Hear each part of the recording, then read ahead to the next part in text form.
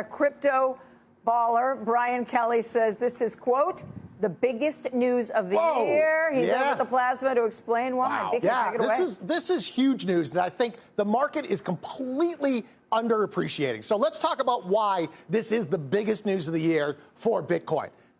Right here. It paves the way for an ETF. Last week, I stood up here and said, you know what? I don't think the ETF is going to get approved. And guess what? Winklevoss ETF got rejected. Why? Because there wasn't a U.S. regulated exchange and there wasn't U.S. regulated custody.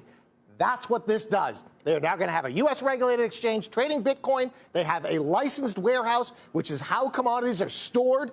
That's going to make it a lot easier for an ETF to come through. It's even better than Bitcoin futures. That's the second thing that I think people are missing. Problem with Bitcoin futures, very limited set of people that can trade it, and a lot of people use it for hedging. But they're talking about getting this into your 401k. They're talking about you're in your Schwab or Fidelity or TD Ameritrade account. You're going to be able to buy a Bitcoin ETF, a Bitcoin mutual fund. It expands the universe. So my conclusion here is the crypto market is completely missing this. Perhaps the market in general is missing this. This is very, very big news. So let's take a look at the charts, see where we are on Bitcoin.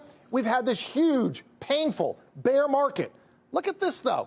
We've had a little pop here. Probably that was the move on the anticipation of an ETF, which didn't happen, and now we've retraced. So if you're looking for an entry point in Bitcoin, this might just be the place. Hey, now, let's look. There's one more, Tim. You got to hold on there, buddy. Yeah, I got one more. The bit here, dude. Look at this. What's going on here? This is Ethereum Classic. Why is it up 11% this afternoon or this evening right now? Because Coinbase just announced that they are likely to have trading and add it to their platform August 7th or later. They're doing the final testing right now, and they anticipate having it on there. That's your Coinbase effect right there. Now, Tim, I can take all your questions. I am sure. I'm told this is the biggest Bitcoin news of the year. How is it that these guys are ahead of the pack on this, or what? Without getting too in the weeds on what technically they've put together here, do you believe that this is about to happen? Oh, yeah, absolutely. I mean, they're talking about launching in November. So they have been working on this in stealth mode for the last 14 months.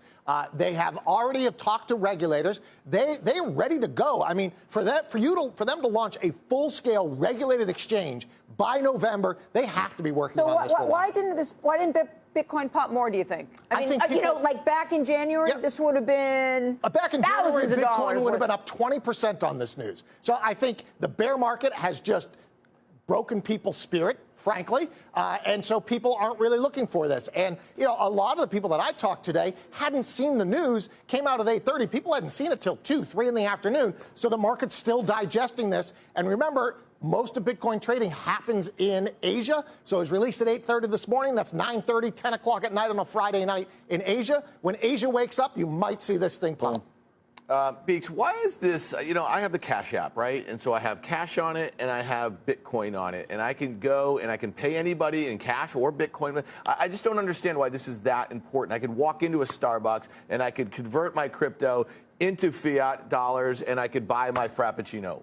What's the latte? So the other part of this is that Starbucks, they're going to allow you to take your crypto and effectively kind of load a U.S. dollar card with this. You know, we don't have a problem with our payment system here in the U.S. As you said, you can take your Cash app, go in there. It's not a problem. This is more of a move forward. And if you look at Starbucks history, they're really at the forefront of digital payments, particularly in the retail space. So to have them involved is more of a signal that this is becoming more of a mainstream. Now, if you go globally, they're talking about Bitcoin as a global currency, which is what I believe it could be. And you look at globally, people are going to start using Bitcoin. People will use Bitcoin to buy their coffee if their currency doesn't work well.